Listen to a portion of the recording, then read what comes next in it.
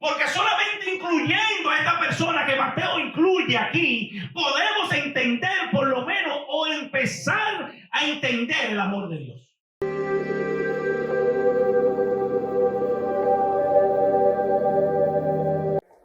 Mateo 1, del 1 al 18, la palabra se lee en el nombre del Padre, del Hijo y del Espíritu Santo.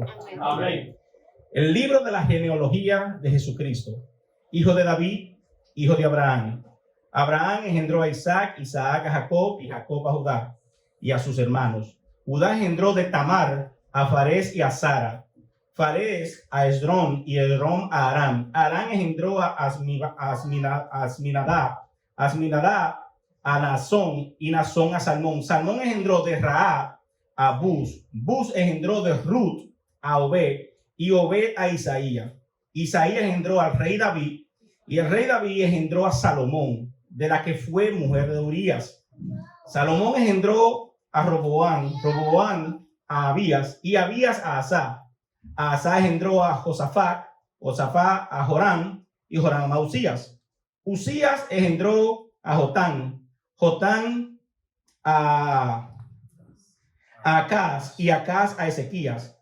Ezequías engendró a Manasés, Manasés a Amón y Amón a Josías. Osías a Jeconías y a sus hermanos en el tiempo de la deportación a Babilonia. Después de la deportación a Babilonia, Jeconías engendró a Salatiel y Salatiel a Zorobabel. Zorobabel engendró a Abiú, Abiú a Eliaquiam y Eliaquiam a Azor. Azor engendró a Sador, Sadoc a Aquim y Aquim a Eliú. Eliú engendró a Eleazar, Eleazar a Matán, Matán a Jacob y Jacob engendró a José, marido de María, de la cual nació Jesús, Jesús llamado el Cristo. De manera que todas las generaciones desde Abraham hasta David son 14. Desde David hasta la deportación a Babilonia, 14. Y desde la deportación de Babilonia hasta Cristo, 14. Y el versículo 18 empieza, y el nacimiento de Jesús fue así. Aleluya. Ustedes dirán, ¿qué puede Luis predicar de toda esta genealogía? ¿Qué se podrá predicar de aquí? Aleluya. Santo eres Dios. Aleluya. Poderoso es tu nombre, Padre. Dios es bueno, misericordioso, y a Dios que nos ayude, porque sé que Dios tiene una palabra para cada uno de nosotros aquí en el día de hoy. Amén. Hoy yo quería predicar sobre Cristo, la Navidad. Quería predicar sobre los tiempos que estamos viviendo ahora, estos tiempos, ¿verdad?, de fiesta que se viven ahora, como la celebra el mundo, como debe de celebrarse, por qué se celebra así. Pero Dios ha puesto esto en mi mente, en mi corazón. Y es que debemos de saber de dónde viene Cristo antes de su nacimiento. Es decir, que para todo este festejo que está pasando ahora, tuvo que haber un comienzo, y ese comienzo empieza con Cristo. Entonces vamos a ver de dónde viene Cristo, cuál fue su nacimiento. Y hoy, yo sé que una pregunta que se hacen muchas personas es, ¿cómo vamos a predicar de esta genealogía si ahí no se encuentra nada? Pero vamos a ver que Dios, ¿verdad?, trabaje con nosotros, hablando de los corazones de aquellos que necesitan la palabra, y también que me pueda utilizar como ese vaso que Dios sabe utilizar. Aleluya. Amantísimo Dios, te damos gracias en este día, te damos gracias en este momento, Señor.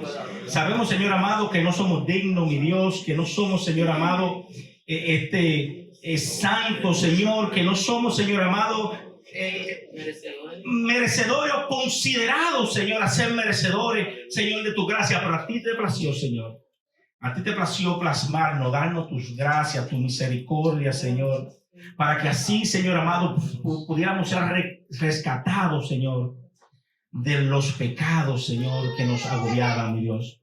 Te damos gracias, Señor, y hoy te pido, mi Dios amado, que como tú ministraste a mi vida, Señor, tú puedas ministrar a la vida de otros a través de esta palabra, Señor. Y te lo pido, Señor, que me puedas usar, Señor, Este humano, Señor, imperfecto, Señor. Este humano, Señor, tal vez con pecado, Señor amado. Este hombre, Señor, finito, que no entiende tus misericordias, Señor, que no puede entender tu mente, Señor. Que tú puedas usarme a un nivel, Señor, para poder traer tu palabra, la palabra que tú quieres a tu pueblo. Amén, Señor. Aleluya. Una de las preguntas que sale a relucir mayormente es que ¿por qué hay 4 evangelios? ¿Por qué hay 4 evangelios? Muchas personas le preguntan, y muchas personas en la misma iglesia se hacen esa pregunta, que ¿por qué hay 4 evangelios? Pero también, no tanto que ¿por qué hay 4 evangelios? Sino que si hay 4 evangelios, ¿por qué difieren en su cronología y sus relatos? Es decir que Lucas, Mateo, Marcos y Juan difieren cronológicamente y en los relatos que dan. Y si alguna vez nos encontramos en esa situación donde alguien nos pregunta eso, o si tenemos esa duda todavía, o si un hermano que está nuevo y no entiende el porqué, solamente tenemos que explicarle que cuando estos hombres de Dios se sentaron a escribir los evangelios, ellos no vinieron a darnos una lista exhausta de la vida de Jesucristo aquí en la tierra. Ellos no vinieron a darnos esa lista completa. Ellos se sentaron a escribir, y cuando ellos se sentaron a escribir, ellos tenían agendas. Y la agenda que a lo que ellos le iban a escribir eran a las personas que ellos le iban a escribir. Es decir, cada quien le escribió a una comunidad que era diferente, y por ende el relato, que es el mismo, varía de vez en cuando. Amén. Incluso Juan, en el capítulo 20, en sus últimos versículos, dice que no existe papel en la tierra si ellos se dedicaran a escribir todo lo que Jesús hizo aquí en la tierra. Fue tanto lo que Jesús hizo que Juan en el versículo 20 se detiene y dice, porque fue tanto lo que Jesús hizo que no se iba a poder escribir. También tenemos que entender, hermanos, que ellos eran influidos por quienes ellos le iban a escribir. Es decir, le voy a poner un ejemplo. Los que tenemos hijos mayores aquí, podemos reflejarnos, pero ustedes que no tienen hijos mayores, reflejen ustedes cuando ustedes hacían esto a sus padres. Cuando los niños o los jóvenes salían por un fin de semana por ahí, ellos, cuando venían con la historia de lo que hicieron el fin de semana, la historia variaba dependiendo a quién ellos le contaban esa historia. ¿Es verdad o es verdad? No es la misma historia, Marco, Ambiori y Carmen, que le hacíamos a nuestros padres cuando nosotros salíamos, que la historia que nos pedían en la escuela cuando decían qué hicieron en el verano, que la historia que le contábamos a los amigos. La misma historia, dependiendo a quién tú se la contabas, tenía una connotación diferente, pero era la misma historia. Y también tenemos que entender, mi hermano, que cuando esa audiencia que le van a escribir, ellos tienen que vamos a decirlo en un lenguaje moderno, tienen que formatear, traducir el relato de manera de que ellos puedan entenderlo, que ellos puedan saber cuál era el propósito que Dios tenía en la vida de Jesús con la humanidad. Eso era lo más importante. Ellos querían dejarle saber a esa comunidad que le estaban escribiendo cuál era el propósito de Jesús en esta vida. Lucas, si nos damos cuenta, Lucas no le escribe a judíos, Lucas le escribe a los gentiles. Y nos podemos dar cuenta bien claro de que Lucas le escribe a gentiles y no a judíos, porque Lucas en su evangelio toma tiempo para poner en papel y lápiz costumbres y costumbres y diríamos cosas que hacían los judíos que un judío no tenía que explicársele.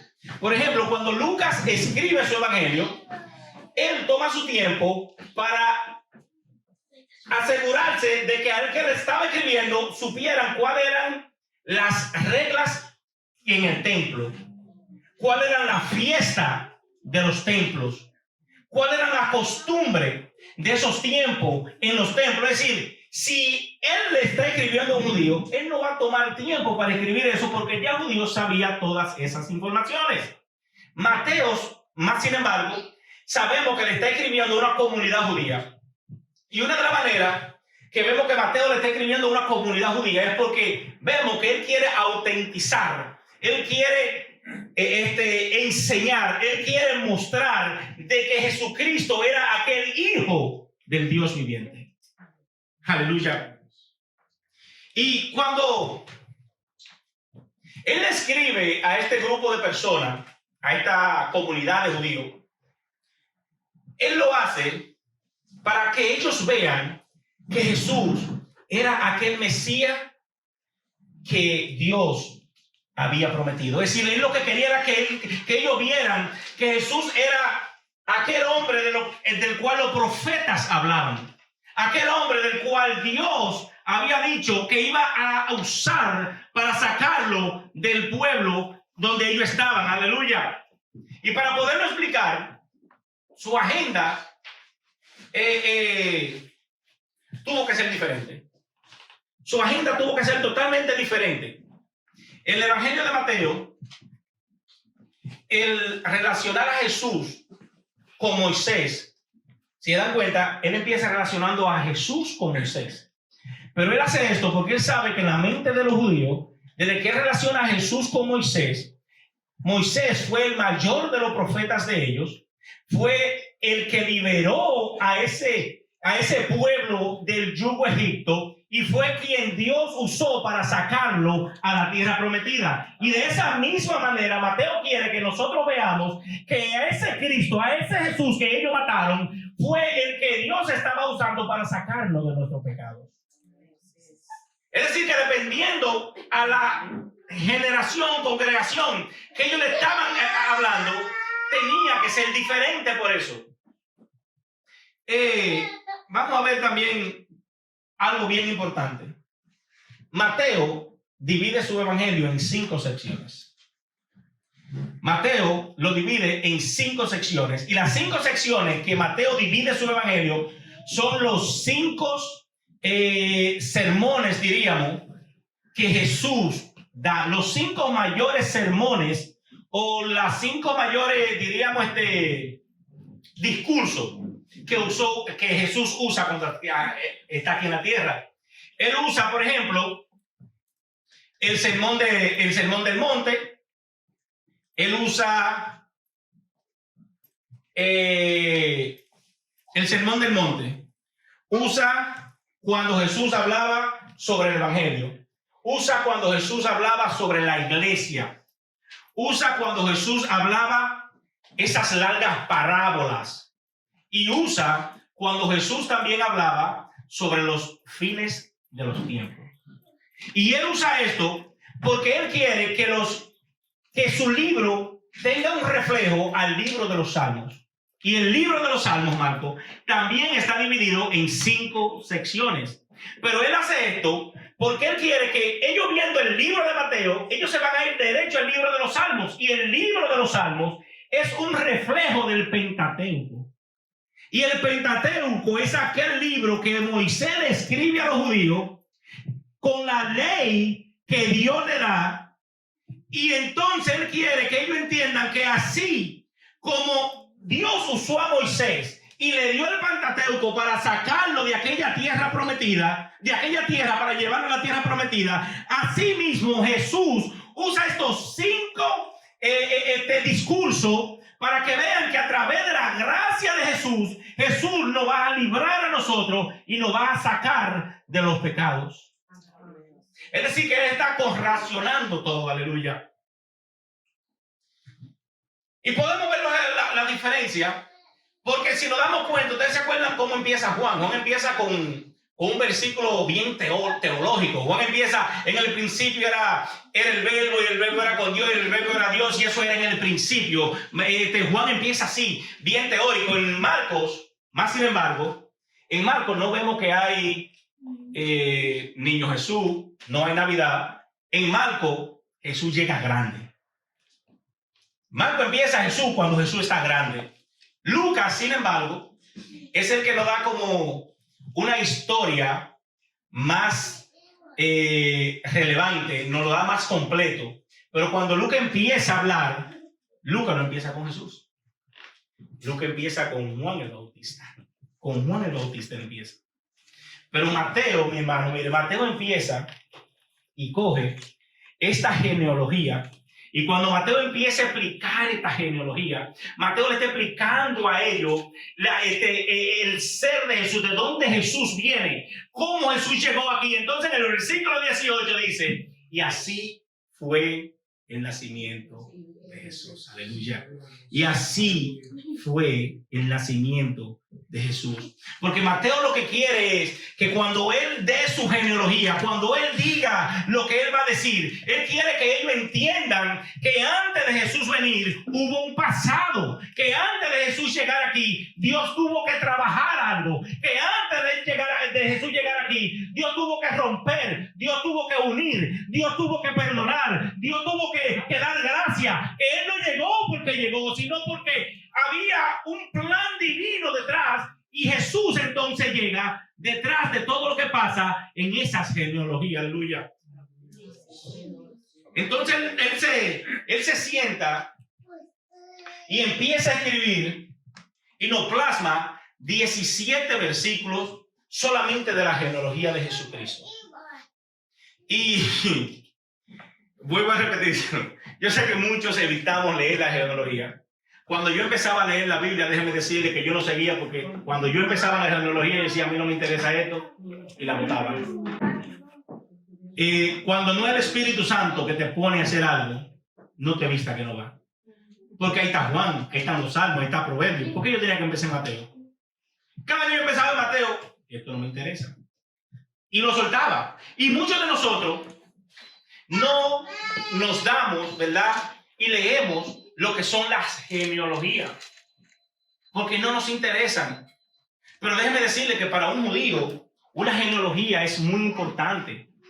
Para un judío la genealogía lo es casi todo. ¿Por qué? Porque tú no puedes venir y decir que tú eres un sacerdote si tú no puedes ser trazado al linaje de los levitas. Tú tampoco puedes decir que tú eres un rey si tú no eres trazado al linaje de David, y mucho menos un Mesías. Entonces, cuando Mateo hace esto, él quiere trazar de que Jesús viene primero de Abraham, que lo hace judío. Segundo, que viene de David, que entonces lo puede hacer lo que él proclamaba, que era rey y sacerdote. Cuando él pone esos versículos, entonces él quiere plasmar dónde Jesús, quién era Jesús. Y para un judío también, una buena genealogía se dividía en 7 generaciones. Para una genealogía ser concreta, era en 7 generaciones que ellos lo hacen. Y si ustedes se dan cuenta, es que el número 7 para los judíos es muy importante. Para ellos el número 7 es cuando algo es totalmente completo. Cuando algo es totalmente completo, para ellos es el número 7. Y si leemos el versículo 17, se dan cuenta que en realidad eso es lo que hace Mateo. Él dice que la genealogía de Jesús puede ser dividida en 3 grupos de 14. Primeramente, de manera que todas las generaciones desde Abraham hasta David son 14. Desde David hasta la deportación a Babilonia son 14. Y desde la deportación de Babilonia hasta el Cristo, 14. Aleluya. Para un total de 42. Pero esos 42 son divisibles en 7. El judío puede entender eso. Por eso Mateo, cuando escribe, le escribe con esa precisión a ellos. Pero el que lee la Biblia y ha leído las genealogías, va a tener un conflicto con esto. Porque si leemos el Antiguo Testamento, si lo ponemos a ver, no son 42 genealogías. Hay más de 50. La genealogía, hay más de 50. Si leemos en Génesis 5, 10 y 11, que está en la genealogía.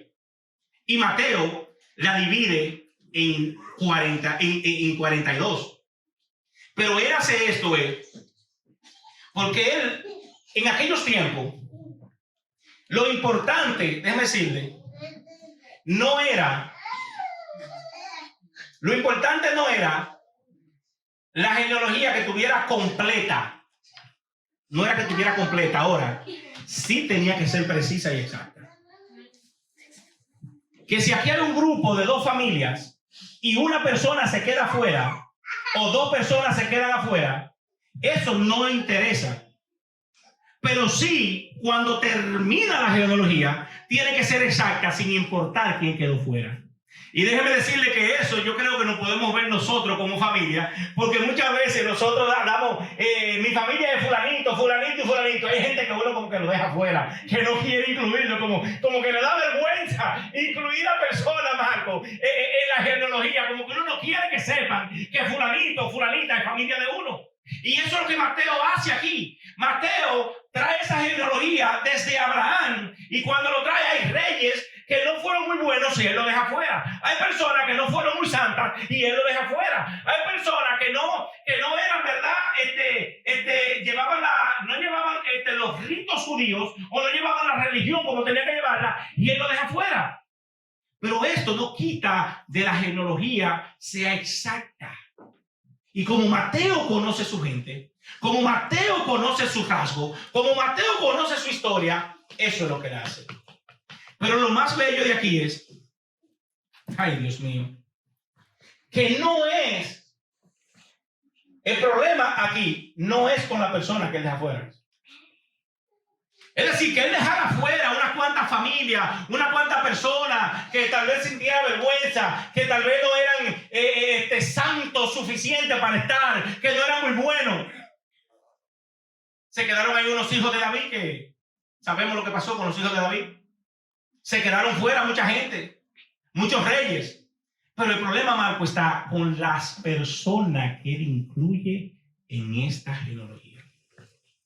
Si nos vamos a Génesis 5, 10 y Génesis 15, están las genealogías en el Antiguo Testamento. En ninguna de esas genealogías usted va a encontrar una mujer. Primeramente. Aquí encontramos a Tamar, a Rahab, a Ru, a Betsabé y a María.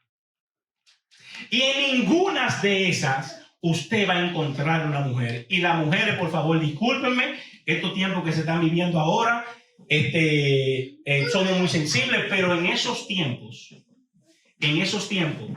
el patriarcado, la costumbre, como se vivía en esos tiempos, las mujeres no eran tomadas en cuenta para poder rastrear la genealogía de Ambiori, la genealogía mía. No, para rastrear mi genealogía era de mi padre. Entonces siempre me rastreaban al linaje del padre. Y me traían entonces a donde yo estoy, que no incluían a las mujeres.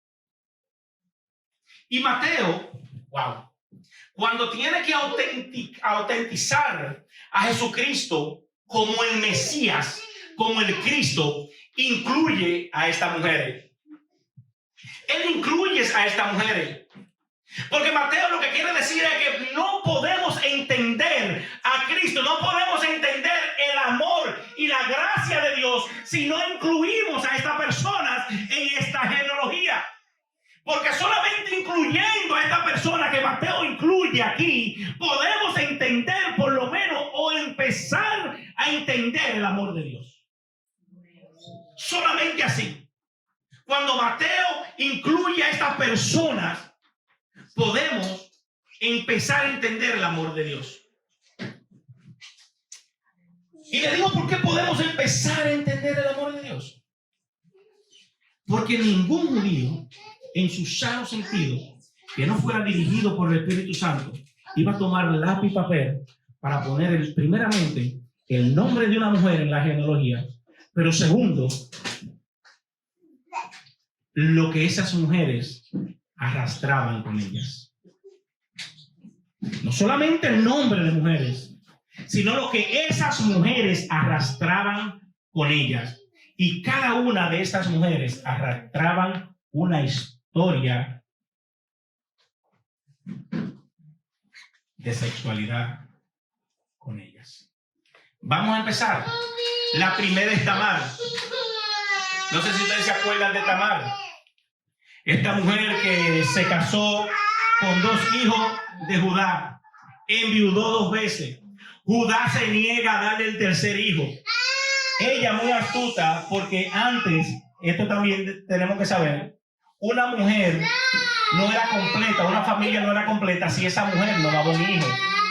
Entonces ella, por tener su hijo de la familia donde ella fue aceptada, ella fue súper inteligente, súper astuta, y sabiendo que Judá iba a pasar por ese sitio ese día, se viste, ¿verdad?, como una mujer del mundo, atrae a Judá, y cuando Judá llega, ¿verdad?, ella tiene la capacidad de agarrar cosas personales de Judá, porque ella parece que sabía lo que venía. Porque cuando entonces a ella le dicen, y la llevan donde Judá y dicen, óyeme, esta es Tamar, y ella está embarazada. Ahora Judá dice, hay que apedrearla, pero oye la inteligencia y dice, hey, el dueño de esto, ese es el padre. Ese es el padre. Astuta esa mujer. Madre, tenemos que ver la inteligencia y el discernimiento. La otra es Rahab, que la podemos ver en Josué 2. En Josué 2, si ustedes se acuerdan, Josué manda a estos hombres. Óyeme, Moisés lo mandó a espiar fuera de la tierra. Y hoy te paran de Rahab. ¡Ay, qué conveniente! Que nos lo digan ahora que pararon allí en la esquina. En la casa de Rahab, la mamacita en esos tiempos. Oh, no nos reímos ahora porque no conocemos la historia. Ahora mismo nos reímos porque nosotros no conocemos la historia, pero en esos tiempos, oye, ¿dónde paran estos hombres? ¿Dónde Rahab? Pero esa mujer, solamente el Espíritu Santo la usa para decir, yo le voy a servir al Dios de Israel. Y el Dios de Israel la salva no solamente a ella, sino a su familia. Aleluya. Por el tercero tenemos otra mujer llamada Ruth, Marco es Ruth, esta mujer que la encontramos en su propio libro en la Biblia. Ruth es una mujer que es una afuerada. No cabe en lo que son reglas y en lo que es un linaje para ser judía. Pero Ruth es una mujer tan sumisa, una mujer que se deja llenar del Espíritu Santo, que entonces es adiestrada por su nuera Noemí, y Noemí le dice cómo llegarse a su pariente para poder pertenecer a la nación de los judíos. Aleluya. Y está esta mujer, la mujer de Uría. Esa debe saber. De esa no tenemos ni que hablar, mi hermano. Y hubo traición, asesinato, venganza, muerte. Ahí hubo de todo con Betsabé. Y la última, María. Una jovencita, virgen, con novio, lista para casarse. Y antes de casarse, yo estoy embarazada. Óyeme. ¡Oh! Y es fácil. Tú eres embarazada. Y todo el mundo dice, pero mi hermano, acuérdese que Dios le había hablado a María. José no sabía nada del asunto. José no sabía del asunto hasta después que ella se lo revela. Entonces, vemos la Biblia y la estudiamos y la leemos y decimos, pero que eso está suave. Suave, traémoslo ahora mismo a esto aquí. Y por eso es que Dios escoge a estas personas que no caben, no encajan. Personas que no tienen un resumen o tienen una hoja de vida exhausta, que no tenían ningún estudio religioso, que no era que tenían dinero para comprar un linaje, que eran de que importante, y Dios la usa para traer, cuando va a traer a su hijo Jesús aquí, cuando va a impartir, cuando va a impartir su gracia, cuando Dios se va a dar a conocer con el humano, usa estas mujeres. ¡Wow! Es grande lo que Dios hace. Es grande lo que Dios hace. Y en 10 minutos vamos a tratar de explicar 3 conceptos que podemos aprender de esta genealogía de la descendencia de Jesús. Y la primera es que Dios puede usar a quien Él quiera. Amén, así es. Amén. Dios puede usar a quien Él quiera. Que no importa lo que digan de ti, que no importa lo que murmuren de ti, que no importa lo que crean de ti, que no importa donde tú creas que tú estás, que cuando Dios te va a usar, Él te usa, mi hermano. Que cuando Dios se decide que dice que tú vas a usarte, Él te usa. Que no importa quién te acepte, quién no te acepte, que Él te va a usar. Que no importa quién se cruce en el camino, Dios va a usarte. Aleluya. Así es. Aleluya, Dios escoge a personas que a veces estamos y no sabemos si al final del túnel va a haber luz. No sabemos, con nuestra desesperación pensamos que nos estamos ahogando. Pensamos que lo que hicimos anoche nos está persiguiendo. Pensamos que del lodo que estamos no vamos a poder salir. Pensamos que todo lo malo de nuestro pasado nos va a seguir. Y con todo eso Dios nos usa. Gloria a Dios. Que nada impide a Dios para usarte, aleluya. Gloria. Nada me impide. Que cuando Dios quiere mostrar su gloria, cuando Dios quiere mostrar su gracia, cuando Dios quiere que su gracia sea visible, no importa de dónde tú vengas, no importa lo que tú hagas, Dios te usa. Aleluya. Dios nos usa. Y le voy a hacer una pregunta, me lo voy a contestar la pregunta yo mismo. ¿Por qué ustedes creen que Dios usa personas imperfectas? ¿Por qué ustedes creen que Dios usa personas imperfectas? Es lo único que tiene.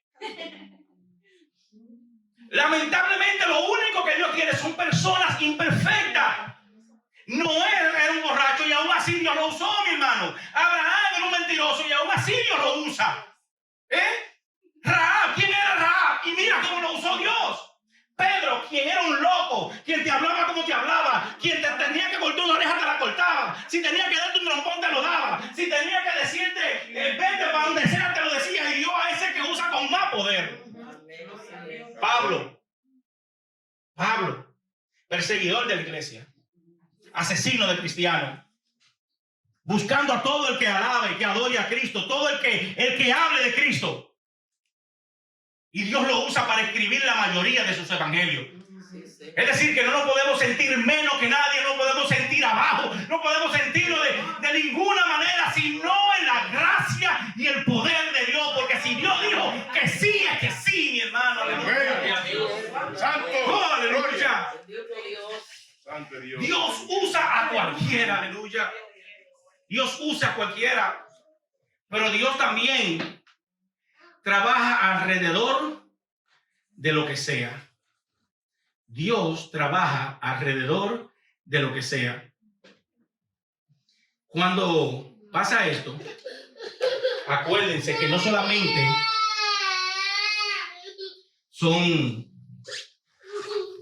las 5 mujeres que incluye, no es el pasado que ella trae, sino que, como podemos ver, se menciona un tal Usías. Como podemos ver, específico y claro es cuando dice, antes de la deportación a Babilonia, que fue cuando los judíos, por su rebeldía, Dios lo entrega a Babilonia, que no fue que lo vencieron, Dios lo entrega a Babilonia. Y menciona, después de la deportación a Babilonia. Aleluya. Yo me gozo con mi Dios. Cada vez que yo leo un versículo, cada vez que yo leo un capítulo, cada vez que yo leo la Biblia encuentro algo nuevo. Y cuando yo encontré esto, yo me alegré, yo me entusiasmé, yo saltaba, era porque eso quiere decir que Dios no solamente usa a la persona, que Dios no solamente usa a quien Él quiera, sino que Dios también usa cualquier inconveniente, cualquier problema, cualquier cosa que te esté pasando, que tú crees que te va a caer. No, Dios te va a usar. Que el pasado pasado, no importa el presente que tú creas que tenga, no importa los problemas. Dios es un Dios que arregla problemas, mi hermano. Dios sabe empatar problemas, Dios sabe engendrar de personas que son estériles. Dios sabe rejuvenecer a aquellos ancianos. Dios sabe poner donde no hay. Aleluya. Gloria a Dios. Aleluya. Dios pone donde no hay. Porque es muy bueno hacer algo bueno de lo bueno. Hacer algo bueno de lo bueno, todos nosotros podemos hacerlo. Si algo es bueno, nosotros podemos hacer algo bueno con eso que ya es bueno. Pero solamente un Dios omnisciente y omnipotente, un Dios excelso, un Dios todopoderoso, un Dios que no tiene principio ni fin, un Dios creador, un Dios que se hizo a sí mismo, puede hacer de lo malo maravilla, puede hacer de lo malo que descienda su gracia, puede hacer de lo malo que descienda su gloria. Aleluya. Amén. Gloria. Oh, santo, Santo. que descienda su gloria. Aleluya. Oh, santo. Dios es bueno, Dios es bueno. Oh, santo Dios. Tú eres bueno, Dios. Dios es bueno. Dios es maravilloso. Tú eres bueno, Dios. Oh, wow.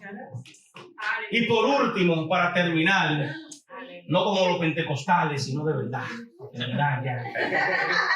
Sí, porque hay unos pentecostales que dicen por último y démosle 45 minutos.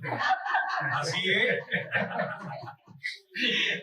Por último, mi hermano, Pero es bueno, Dios, para siempre tu lo que yo pude aprender. Pero es poderoso. Sí, de eso conocemos bastante. Sí, que en un último 10 veces. Dios puede redimir cualquier historia. No simplemente puede utilizarla, sino que Él puede redimir cualquier historia. Aleluya. Que Dios puede voltear cualquier historia al revés. Amén. Dios puede cambiar la dirección de cualquier historia o de cualquier persona al revés. Que Dios no se mueve como nosotros creemos que Él se debe de mover. Que Dios en nuestra finita mente no lo vamos a poder entender, pero Él se mueve de manera donde nosotros nunca vamos a poder entender. Así es. Y podemos verlo, porque la genealogía de Jesús empieza bien bonita. Cuando Él empieza en el capítulo, en el versículo 1, que pasa al versículo 2, vemos que Él empieza con Abraham, Isaac y Jacob. Él empezó con Abraham, Isaac y Jacob. Pero mi hermano, si seguimos leyendo esa genealogía, podemos darnos cuenta que todo va de mal en peor. Tienes alta y tienes baja.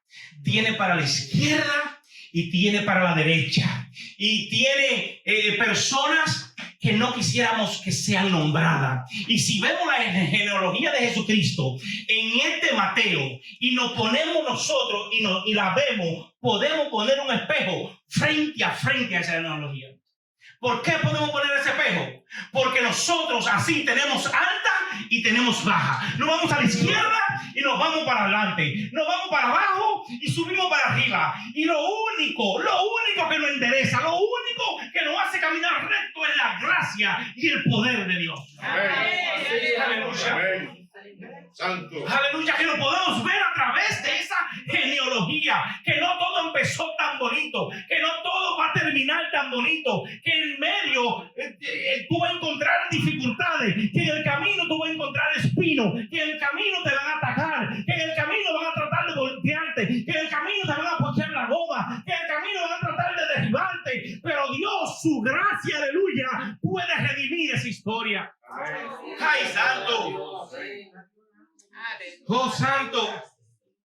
Porque la historia de Mateo, cuando inicia, lo que quiere dejarle ver a los judíos es que no solamente Isaac, Jacob y Abraham fueron lo que Dios usó. Dios usó a esos tres hombres para ponerlo a ellos en orden, para ponerlo a ellos donde ellos tenían que estar. Pero que Dios siguió trabajando en el tiempo, porque Dios es un Dios del tiempo. Y Dios siguió trabajando en el tiempo, y en el tiempo que Dios estaba trabajando, que ellos tal vez no entendían, en el tiempo que Dios estaba trabajando, hubieron, si ustedes recuerdan, 400 años de silencio, donde el pueblo de Israel estaba buscando palabra y aparecieron muchos profetas profetizando mentira, profetizando solamente por cobrar dinero, profetizando que Dios decía y que Dios iba a hacer.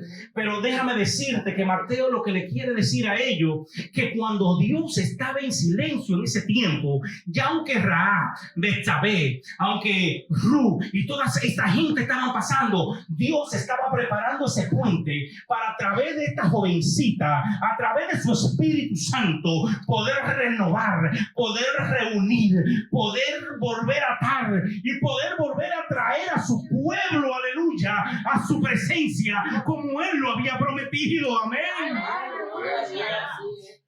Oh, aleluya. Tú eres bueno, Dios. Aleluya. Rey nuestro. Hermano, que a veces en nuestra mente finita, en nuestra mente que pensamos que lo sabemos todo, en nuestra mente donde nosotros nos dirigimos hacia aquí, solamente puedo llegar aquí, en nuestra mente donde yo veo este techo y sé que no puedo pasar de este techo, ahí yo quiero meter a Dios. Y por eso es que el cristianismo está como está hoy día, porque nosotros queremos encajar a Dios, nosotros queremos embolsillar a Dios. Nosotros queremos que Dios se adapte a nuestro modo de vivir, a lo que yo creo, a lo que yo pienso. Tú no sabes el borracho que Dios está preparando para que predique su palabra. Tú no sabes el homosexual que anda en la calle ahora mismo, que Dios lo está usando y lo va a usar para sacar a esa gente de los problemas que ellos tienen. Que no podemos rechazar a nadie, que no podemos obviar a nadie, que no podemos, mi hermano, decir, óyeme, la religión es tan fuerte. La religión es tan fuerte. Yo no tengo problema cuando tú dices Dios está en X sitio. Yo puedo decir con certidumbre que Dios está aquí. Pero con certidumbre yo no puedo decir que Dios no está en ese edificio que está vacío. Porque yo no lo sé. Yo no sé que Dios no está ahí. Por certidumbre yo puedo decir que aquí somos hijos y hijas de Dios. Pero no puedo decir que Dios no está con los que están allá abajo vendiendo droga. No puedo decir que no está con los que están en la esquina buscando 2 pesos. No, mi hermano, que tenemos que tener una mente donde tenemos que trabajar a Dios. ¿Se acuerdan de esa prédica cuando yo dije que Dios era excelso? Dios es excelso, mi hermano, y si entendemos esa palabra, podemos tratar de entender a Dios. Y esa palabra simplemente significa alguien que fue creado por sí mismo. Gloria a Dios. Que fue creado por sí mismo. Algo que no tuvo un principio, algo que no va a tener un fin. Así es. Nosotros tenemos un principio y nosotros vamos a tener un fin. Así es. Y lo que yo quisiera en este momento es de verdad orar, porque estos son tiempos ahora mismo que el mundo lo está usando para emborracharse, para embriagarse. Esta fecha la gente la va a coger para hacer cosas malas, muchas muertes, muchos accidentes. Esta fecha se utilizan para celebrar como no se debe de celebrar, para usar vicios, para simplemente coger los días libres del trabajo y aprovecharse para hacer otras cosas. Gloria a Dios. Pero que nosotros como cristianos inteligentemente debemos usar esto. Porque como el mundo la agarra y coge esta fecha y empieza a celebrar de la manera que ellos celebran, es una manera de tú agarrar a tus hijos, de tú agarrar a tus primos, de tú agarrar a tu familiar, y aquel familiar que tú no veías, que tú le das un abrazo y le presenta a Cristo a través del abrazo, aquel hijo tuyo que tal vez Tú quieres darle un abrazo, decirle algo, pero no te atreves. Esta es una fecha que tú puedes usarla como de excusa para decirle: mi hijo, te quiero, te amo, te adoro. Cristo está en tu vida, Cristo te ama, Cristo te adora, Cristo es quien te puede redimir. Esta es una fecha que si nosotros la usamos, nosotros podemos reflejar a Cristo, nosotros podemos traer la gloria de Cristo que vive en nosotros, porque su Espíritu Santo está en nosotros, y mostrar a Cristo al mundo. Nosotros podemos mostrar a Cristo al mundo. Dice la palabra que nosotros somos la luz del mundo. Dice la palabra que cuando hay luz no puede haber oscuridad. Es decir, que la oscuridad que se levanta en el mundo, en la oscuridad que me quieran poner en el medio, yo me paro en el medio. Yo voy a hacer esa luz, yo voy a resplandecer, yo voy a mostrar a Cristo. Que no importa que tú estés celebrando, yo te voy a decir que yo le sirvo a Cristo y por eso estoy aquí. Donde hay luz no puede haber oscuridad. Donde existe la luz no puede haber oscuridad. Donde existe la luz no puede haber tiniebla. Donde existe Cristo, el diablo no puede estar. Amén. Así es. Aleluya. La palabra dice que para el diablo poder tocar a uno de los hijos de Dios tiene que pedir permiso. Que para él tocarle tiene que pedir permiso. Aleluya. Que para poder llegarte a ti y hacerte algo tiene que pedir permiso. Gloria a Dios. Entonces el diablo no puede tocar a ninguno de los hijos de Dios sin pedir permiso. Y por eso es que cada cosa que nos llegue a nosotros, que nos pase a nosotros, vamos a saltar a Dios. Vamos a darle gracias a Dios, porque si Dios lo permite, porque sabe que nosotros lo podemos resistir. Así es. Gloria a Dios. Y de una u otra manera Él nos sacará. Y que los problemas que nos pasan a nosotros, ¿te digo para qué? Esos problemas que nos pasan a nosotros, para testificarle a otro cuando lo encontremos que lo va a necesitar, porque esa otra persona sí no va a poder pasar por lo que tú pasaste o por lo que tú pasaste, pero con tu testimonio, esa persona se va a levantar, ese ánimo le va a llegar, y cuando Cristo llega a la vida de ese hombre, de esa mujer, déjame decirte que no va a ser la misma persona. Dios usa a su gente. Dios usa al que lo quiere. Dios usa al que le adora. Dios usa a la gente fiel. Dios usa al que lo busca primeramente. Aleluya. Que busquemos a Cristo.